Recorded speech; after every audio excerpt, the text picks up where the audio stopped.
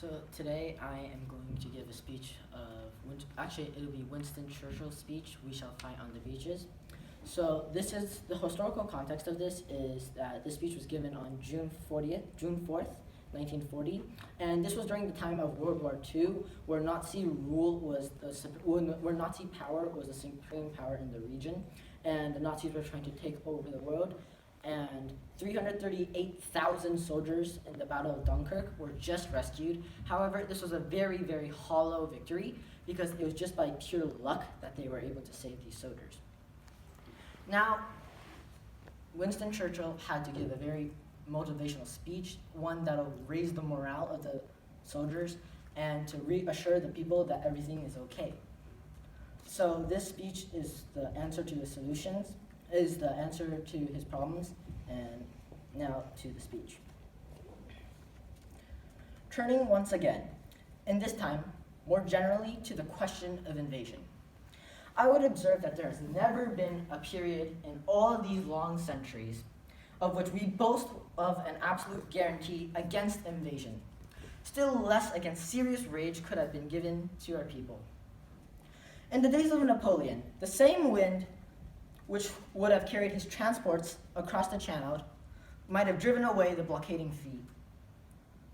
There was always the chance, and it is this chance which has excited and befooled the imaginations of many continental tyrants.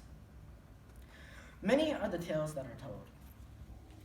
We are assured that novel methods will be adopted, and when we see the originality of malice, the ingenuity of aggression, which our enemy displays, we may certainly prepare ourselves for every kind of novel stratagem and every kind of brutal and treacherous maneuver. I think that no idea is so outlandish that it should not be considered and viewed with a searching, but at the same time, I hope with a steady eye. We must never forget the solid assurances of sea power and those which belong to air power if it can be locally exercised.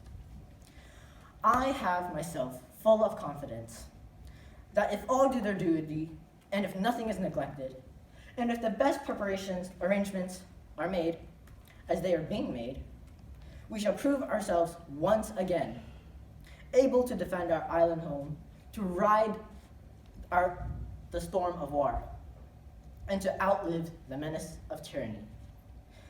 If necessary, for years. If necessary, alone. At any rate, that is what we are going to try to do. That is the resolve of His Majesty's government, every man of them. That is the will of the Parliament and the nation. The British Empire and the French Republic, linked together in their cause and in the need, will defend to the death their native soil, and many old and famous states have fallen or may fall into the grip of the Gestapos of the Nazis. And all the odious apparatus of Nazi rule, we shall not flag or fail. We shall go on to the end. We shall fight in France. We shall fight on the seas and oceans. We shall fight with growing confidence and strength in the air. We shall defend our island home.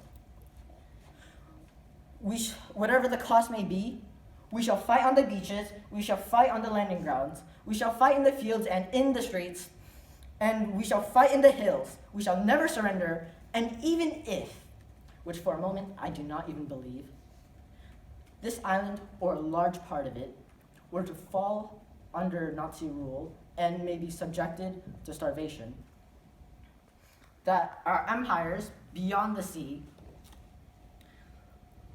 armed and guarded by the British fleet, would carry on the struggle until in God's good time, the New World, with all its power and might, steps forth to the rescue and the liberation of the old. So this speech was very powerful because it was very powerful because of the use of repetition that Churchill used. His use of "we shall fight" etc.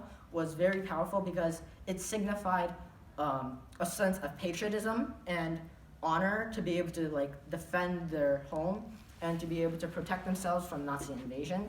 This was able to help boost the morale of the troops and to reassure the public of that everything is okay because of his use of the words that instill a sense of honor and pride within the soldiers and the ordinary citizens.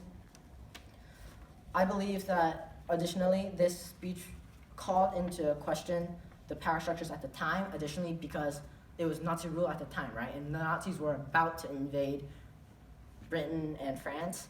And so the ability to talk out against this very serious topic that everybody is really worried about helped to reassure everybody, including the soldiers and the public, that everything was all right and that Churchill had it under control.